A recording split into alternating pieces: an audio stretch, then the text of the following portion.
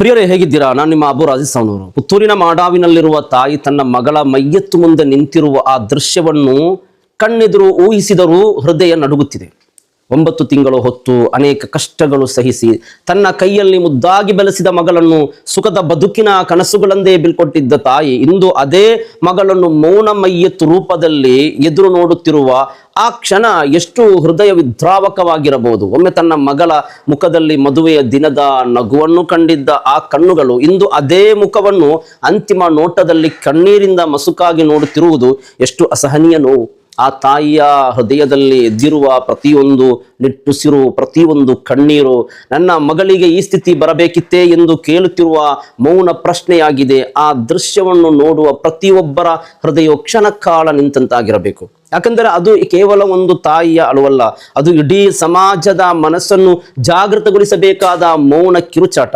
ನಮ್ಮ ಕಣ್ಣೆದುರು ಮೌನವಾಗಿ ಮಲಗಿರುವ ಸರೀನಳ ಮೈಯತ್ತು ಕೇವಲ ಒಬ್ಬ ಯುವತಿಯ ಅಂತಿಮ ದೇಹವಲ್ಲ, ಇದು ನಮ್ಮ ಸಮಾಜದ ನಿರ್ಲಕ್ಷ್ಯಕ್ಕೆ, ನಮ್ಮ ಕುಟುಂಬದ ವ್ಯವಸ್ಥೆಯ ಮೌಲ್ಯ ವೈಫಲ್ಯಕ್ಕೆ ಮತ್ತು ನಮ್ಮ ಮನಸ್ಸುಗಳಲ್ಲಿ ಮರೆತು ಹೋಗುತ್ತಿರುವ ಇಸ್ಲಾಮಿನ ಮೌಲ್ಯಗಳಿಗೆ ಬಿದ್ದ ಬಿರುಸಿನ ಎಚ್ಚರಿಕೆಯ ಗಂಟೆ. ಕಾಸರಗೋಡಿನ ಆದೂರಿನಲ್ಲಿ ನಡೆದ ಈ ದಾರುಣ ಘಟನೆ ಕೇವಲ ಒಂದು ಮನೆಯ ದುಃಖವಲ್ಲ, ಇದು ಇಡೀ ಉಮ್ಮತ್ತಿನ ಮನಸ್ಸನ್ನು ನಡುಗಿಸಬೇಕಾದ ನೋವು. ಪುತ್ತೂರಿನ ಮಾಡಾವಿನ ತನ್ನ ಚಿಕ್ಕ ಮನೆಯೊಳಗೆ ಅನೇಕ ಕನಸುಗಳನ್ನು ಹೊತ್ತು ತನ್ನ ಮಗಳಿಗಾಗಿ ರಾತ್ರಿ ಹೊತ್ತು ತಹಜ್ಜುದಿನಲ್ಲಿ ಕೈ ಎತ್ತಿ ದುಆ ಮಾಡುತ್ತಿದ್ದ ಒಬ್ಬ ತಾಯಿಯ ಅಲ್ಲಾ, ನನ್ನ ಮಗಳಿಗೆ ಸುಖ ಬದುಕು ಕೊಡು, ಆಕೆಯ ನಿಕಾಹ್ ಬದುಕಿಗೆ ಬರಕತ್ತು ನೀಡು, ಅವಳ ಮನೆಗೆ ನಗು ತುಂಬಿಸು ಎಂದು ಕಣ್ಣೀರಿನಲ್ಲಿ ಪ್ರಾರ್ಥಿಸುತ್ತಿದ್ದಳು. ಆ ತಾಯಿ ತನ್ನ ಮಗಳನ್ನು ಅನೇಕ ನಿರೀಕ್ಷೆಗಳೊಂದಿಗೆ, ಸಾವಿರ ಆಶೀರ್ವಾದಗಳೊಂದಿಗೆ ಹೃದಯದ ತುಂಡನ್ನು ಕಳುಹಿಸುತ್ತಿರುವ ನೋವಿನಲ್ಲೇ ಕೊಟ್ಟಿದ್ದಳು. ಈ ವಿಡಿಯೋವನ್ನು ಕೇವಲ ಒಂದು ಘಟನೆ ಎಂದು ನೋಡಬಾರದು, ಇದು ನಮ್ಮ ಸಮಾಜಕ್ಕೆ ಕನ್ನಡಿಯಂತಿದೆ. ಒಂದು ಹೆಣ್ಣಿನ ಕನಸುಗಳು ಹೇಗೆ ಮೌನವಾಗಿ ಹೊಡೆಯುತ್ತವೆ, ಒಂದು ತಾಯಿಯ ಹೃದಯ ಹೇಗೆ ತುಂಡಾಗುತ್ತದೆ ಮತ್ತು ಕುಟುಂಬದೊಳಗಿನ ನಿರ್ಲಕ್ಷ್ಯ ಎಷ್ಟು ದೊಡ್ಡ ದುರಂತಕ್ಕೆ ಕಾರಣವಾಗಬಹುದು ಎಂಬುದನ್ನು ಅರಿಯಲು ಈ ವಿಡಿಯೋ ನೋಡಬೇಕು. ಇದು ಕೇವಲ ಸರೀನಳ ಕಥೆಯಲ್ಲ, ಇಂದಿಗೂ ಮೌನವಾಗಿ ಕಣ್ಣೀರು ಸುರಿಸುತ್ತಿರುವ ಅನೇಕ ಹೆಣ್ಣು ಮಕ್ಕಳ ನೋವಿನ ಪ್ರತಿಧ್ವನಿ.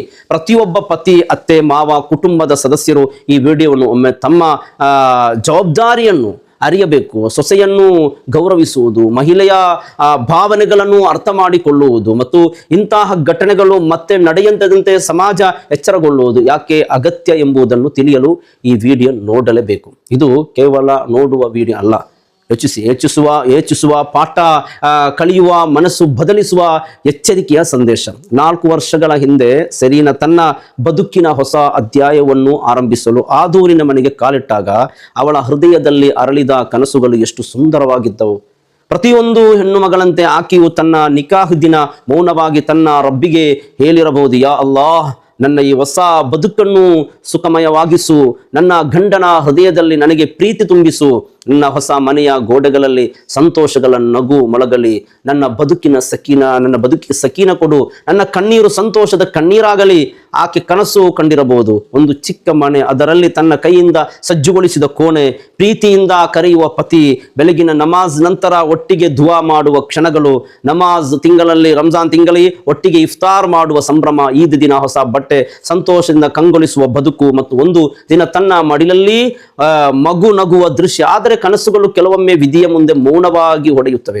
ನೆಮ್ಮದಿ ಸಿಗಬೇಕಾದ ಜಾಗದಲ್ಲಿ ನೋವು ಸಿಕ್ಕರೆ, ಪ್ರೀತಿ ಸಿಗಬೇಕಾದ ಜಾಗದಲ್ಲಿ ನಿರ್ಲಕ್ಷ್ಯ ಸಿಕ್ಕರೆ, ಗೌರವ ಸಿಗಬೇಕಾದ ಜಾಗದಲ್ಲಿ ಅವಮಾನ ಸಿಕ್ಕರೆ, ಮನೆ ಎಂಬ ಪದವೇ ಹೃದಯಕ್ಕೆ ಭಾರವಾಗುತ್ತದೆ. ಪ್ರತಿ ದಿನದ ಬದುಕು ಉಸಿರುಗಟ್ಟಿಸುವ ಪರೀಕ್ಷೆಯಾಗುತ್ತದೆ. ಒಂದು ಹೆಣ್ಣು ತನ್ನ ಹೃದಯದೊಳಗೆ ಸಾವಿರ ನೋವುಗಳನ್ನು ಮರೆಮಾಚಿ ಹೊರಗೆ ನಗುವ ಮುಖವಾಡ ಧರಿಸಿ ಬದುಕಲು ಕಲಿಯಬೇಕಾದರೆ ಅದು ಬದುಕಲ್ಲ, ಅದು ಮೌನ ಹಿಂಸೆ. ಇಂದು ಆಕೆ ಇಲ್ಲ, ಆಕೆಯ ಮೌನ ಮೈಯತ್ ನಮ್ಮೆದುರು ಬಿದ್ದಿವೆ, ಆದರೆ ಆ ಮೌನವೇ ಸಾವಿರ ಮಾತುಗಳಿಗಿಂತ ಗಟ್ಟಿಯಾಗಿ ಕೂಗುತ್ತಿದೆ. ಆಕೆ ಕೊನೆಯ ಕ್ಷಣಗಳಲ್ಲಿ ಅವಳ ಮನಸ್ಸಿನಲ್ಲಿ ಏನೋ ನಡೆಯುತ್ತಿತ್ತೋ, ಎಷ್ಟು ಬಾರಿ ತನ್ನ ತಾಯಿಯ ನೆನಪು ಬಂದು ಕಣ್ಣೀರು ಹಾಕಿದ್ದಾಳೋ, ಎಷ್ಟು ಬಾರಿ ಅಮ್ಮ ನನಗೆ ತುಂಬಾ ನೋವಾಗುತ್ತಿದೆ ಎಂದು ಹೇಳಿರಬೇಕು ಎಂದುಕೊಂಡಿದ್ದ ಮತ್ತೆ ಮೌನವಾಗಿದ್ದಾಳೋ, ಎಷ್ಟು ಬಾರಿ ರಾತ್ರಿ ಆಸರೆಯನ್ನು ತಪ್ಪಿಕೊಂಡು ಹತ್ತಿರಬಹುದು, ಎಷ್ಟು ಬಾರಿ ಇದು ಸರಿಯಾಗಬಹುದು ಎಂಬ ಭರವಸೆಯಲ್ಲಿ ತನ್ನ ಹೃದಯವನ್ನು ಸಮಾಧಾನ ಪಡಿಸಿಕೊಂಡಿರಬಹುದು. ಇಂದು ಆಕೆಯ ಮೌನ ನಮ್ಮೆಲ್ಲರನ್ನು ಪ್ರಶ್ನಿಸುತ್ತಿದೆ. ಅಲ್ಲಾಹ್ ಸುಬ್ಹಾನಹು ವ ತಆಲಾ ಹೇಳುತ್ತಾನೆ, ಯಾ ಅಯ್ಯುಹಲ್ಲದೀನ ಆಮನು ಕು ಅನ್ಫುಸಕುಂ ವ ಅಹ್ಲೀಕುಂ ನಾರ,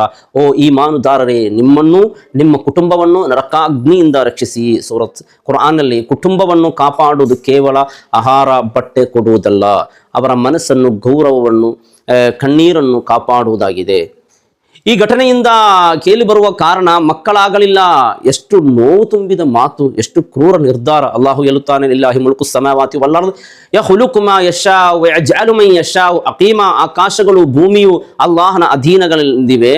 ಆತನು ತಾನು ಇಚ್ಛಿಸಿದಂತೆ ಸೃಷ್ಟಿಸುತ್ತಾನೆ, ತಾನು ಇಚ್ಛಿಸಿದವರನ್ನು ಸಂತಾನವಿಲ್ಲದವರನ್ನಾಗಿ ಮಾಡುತ್ತಾನೆ. ನೋಡಿ, ಹೀಗಿರುವಾಗ ಸಂತಾನದ ವಿಷಯವಾಗಿ ಮಹಿಳೆಯನ್ನು ಅವಮಾನಿಸುವುದು, ಆಕೆಯನ್ನು ಇಹಾಲಿಸುವುದು, ಬಂಜೆ ಎಂಬ ಶಬ್ದಗಳಿಂದ ಮನಸ್ಸನ್ನು ಕೊಲ್ಲುವುದು, ಇದು ಕೇವಲ ಅನ್ಯಾಯವಲ್ಲ, ಇದು ಅಲ್ಲಾಹನ ತಕ್ದೀರಿಗೆ ವಿರುದ್ಧವಾಗಿ ನಿಲ್ಲುವ ಅಕ್ರಮ, ದುಲ್ಮ್. ಅಲ್ಲಾಹು ಮತ್ತೊಂದು ಆಯತಿನಲ್ಲಿ ಹೇಳುತ್ತಾನೆ, ವಾಶಿರುಹುನ್ನ ಬಿಲ್ ಮಾರೂಫ್, ಅವರೊಂದಿಗೆ ಸೌಜನ್ಯದಿಂದ ಸದುಪಚಾರದಿಂದ ಬದುಕಿರಿ. ಸೂರತ್ ನೋಡಿ, ನಬಿ ಕರೀಂ ಸಲ್ಲಲ್ಲಾಹು ಅಲೈಹಿ ವಸಲ್ಲಂ ಅವರು ಹೇಳಿದರು, ಖೈರುಕುಂ ಲಿ ಅಹ್ಲಿ ವಾನ ಖೈರುಕುಂ ಲಿ ಅಹ್ಲಿ. ನಿಮ್ಮಲ್ಲಿ ಶ್ರೇಷ್ಠನು ತನ್ನ ಕುಟುಂಬದವರೊಂದಿಗೆ ಉತ್ತಮವಾಗಿ ವರ್ತಿಸುವವನು, ಮತ್ತು ನಾನು ನನ್ನ ಕುಟುಂಬದೊಂದಿಗೆ, ನನ್ನ ಹೆಂಡತಿಗಳೊಂದಿಗೆ ಅತ್ಯುತ್ತಮವಾಗಿ ವರ್ತಿಸುತ್ತಿದ್ದೇನೆ.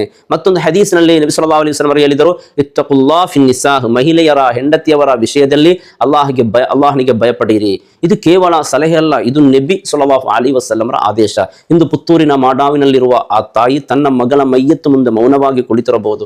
ಅವಳ ಮನಸ್ಸಿನಲ್ಲಿ ಎಷ್ಟು ಪ್ರಶ್ನೆಗಳಿರಬಹುದು. ತನ್ನ ಮಗಳು ನನಗೆ ಹೇಳಲಿಲ್ಲವೇ, ನಾನು ಇನ್ನೂ ಹೆಚ್ಚು ಕೇಳಬೇಕಿತ್ತೆ, ನಾನು ಕಳುಹಿಸಿದ ಮಗಳು ಹೇಗೆ ಮರಳಿ ಬರಬೇಕಿತ್ತೆ. ಈ ಪ್ರಶ್ನೆಗಳಿಗೆ ಉತ್ತರ ಕೊಡುವವರು ಯಾರು? ನಮ್ಮ ಸಮಾಜವೇ. ಇಂದು ಕೇವಲ ಸೆರೀನಾ ಅಲ್ಲ, ಇನ್ನು ಅದೆಷ್ಟೋ ಹೆಣ್ಣು ಮಕ್ಕಳು ಇದೇ ನೋವಿನೊಳಗೆ ಬದುಕುತ್ತಿದ್ದಾರೆ. ಅದೆಷ್ಟೋ ಸೊಸೆಗಳು ತಮ್ಮ ಕಣ್ಣೀರನ್ನು ಮರೆಮಾಚಿ ಸಹಿಸು ಎಂಬ ಮಾತಿನ ಹೆಸರಿನಲ್ಲಿ ಮೌನವಾಗಿ ಸುಡುತ್ತಿದ್ದಾರೆ. ಮುಸ್ಲಿಮರಾದ ನಮ್ಮಿಂದ ಇಂತಹ ಘಟನೆಗಳು ಕೇಳಿ ಬರುವುದು ಅತ್ಯಂತ ದುಃಖಕರ ಸಂಗತಿ. ಇಂತಹ ಘಟನೆಗಳು ಪುನರಾವರ್ತಿಸಬಾರದು. ನಾವು ಎಚ್ಚರವಾಗಿರಬೇಕು. ಪ್ರತಿಯೊಂದು ಪತಿ ತನ್ನ ಪತ್ನಿಯ ಕಣ್ಣೀರನ್ನು ಗಮನಿಸಬೇಕು. ಪ್ರತಿಯೊಂದು ಅತ್ತೆ ಮಾವಂದಿರು ಸೊಸೆಯನ್ನು ಮಗಳಂತೆ ಕಾಣಬೇಕು. ಪ್ರತಿಯೊಂದು ಕುಟುಂಬ ಜಮಾತ್ ಕಮಿಟಿ ಸಲಹಾ ಸಮಿತಿಗಳನ್ನು ಬಲಪಡಿಸಬೇಕು. ಪ್ರತಿಯೊಂದು ಮನೆಯಲ್ಲೂ ಸಂವಾದ, ಕರುಣೆ, ದೀನ್ ಮತ್ತು ತಕ್ವಾ ಇರಬೇಕು. ಮಹಿಳೆಯರು ಮೌನವಾಗಿ ನೋವು ಸಹಿಸಬೇಕಾದ ಪರಿಸ್ಥಿತಿ ನಿರ್ಮಾಣವಾಗಬಾರದು. ಸೊಸೆ ಮನೆಗೆ ಬಂದ ಕೆಲಸದಾಕೆಯಲ್ಲ, ಆಕೆ ಒಬ್ಬ ತಾಯಿಯ ಹೃದಯದ ತುಂಡು. ಆಕೆಯ ಗೌರವಕ್ಕೆ ಅರ್ಹಳು. ಆಕೆಯ ಕಣ್ಣೀರಿನಲ್ಲಿ ಒಂದು ತಾಯಿಯ ಹೃದಯ ಕರಗುತ್ತದೆ. ಆಕೆಯ ನಗುವಿನಲ್ಲಿ 2 ಮನೆಗಳು ಸಂತೋಷ ಅಡಗಿದೆ. ಇಂದು ಈ ಮೈಯತ್ ನಮಗೆಲ್ಲರಿಗೂ ಇಬ್ರತ್ ಆಗಲಿ. ಮತ್ತೊಂದು ಮಗಳು ಹೀಗೆ ಮೌನವಾಗಿ ಮರಳಬಾರದು. ಮತ್ತೊಂದು ತಾಯಿ ತನ್ನ ಮಗಳ ಮೈಯತ್ತನ್ನು ಅಪ್ಪಿಕೊಂಡು ಅಳಬಾರದು. ಇಂದು ನಾವು ಕೈ ಎತ್ತಿ ದುಆ ಮಾಡೋಣ. ಅಲ್ಲಾಹುಮ್ಮ ಘಫಿರ್ ಲಹಾ ವರ್ಹಮ್ಹಾ ವಆಫಿಹಾ ವಅಫು ಅನ್ಹಾ ವಅಕ್ರಿಮ್ ನುಜುಲಹಾ ವವಸ್ಸಿ ಮದ್ಖಲಹಾ ವಜ್ಅಲ್ ഖബ്റಹಾ ರೌದತನ್ ಮಿನ್ ರಿಯಾದಿಲ್ ಜನ್ನah. ಯಾ ಅಲ್ಲಾಹ್, ನಮ್ಮ ಸಹೋದರಿ ಸರೀನಳ ಮೇಲೆ ರಹಮತ್ ಕರುಣಿಸು. ಆಕೆಯ ಕಬರನ್ನು ನೂರಿನಿಂದ ತುಂಬಿಸು. ಜನ್ನತುಲ್ ಫಿರ್ದೌಸಿನಲ್ಲಿ ಉನ್ನತ ಮಕಾಂ ನೀಡು. ಆಕೆಯ ತಾಯಿಗೆ ಸಬ್ರನ್ ಜಮೀಲ ನೀಡು. ನಮ್ಮ ಸಮಾಜದ ಹೃದಯಗಳು ಮೃದುಗೊಳಿಸು. ನಮ್ಮ ಮನೆಗಳನ್ನು ಮವದ್ದತ್, ರಹಮತ್, ಸಕೀನದ ತಾಣಗಳನ್ನಾಗಿಸು. ಇನ್ಶಾ ಅಲ್ಲಾಹ್ ಮತ್ತೆ ಸಿಗೋಣ. ಆಮೀನ್ ಯಾ ರಬ್ಬಲ್ ಆಲಮೀನ್. ಅಸ್ಸಲಾಮು ಅಲೈಕುಂ ವರಹಮತುಲ್ಲಾಹಿ ವಬರಕಾತು.